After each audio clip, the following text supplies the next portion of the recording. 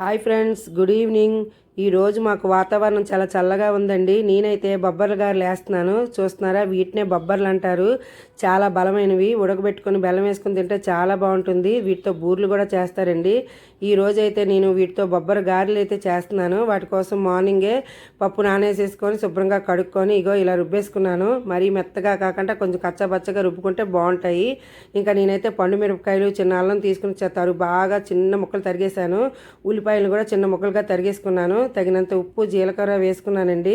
కొత్తిమీర వేసుకుంటే చాలా బాగుంటుంది, కానీ మాకు ఈరోజు కొత్తిమీర లేదు. ఇంకా శుభ్రంగా కలిపేసుకొని మరుగుతున్న నూనెలో ఇలా వడల మాదిరిగా గారెలాగా చేసుకోవచ్చు, ఇలా వడలాగా కూడా చేసుకోవచ్చండి.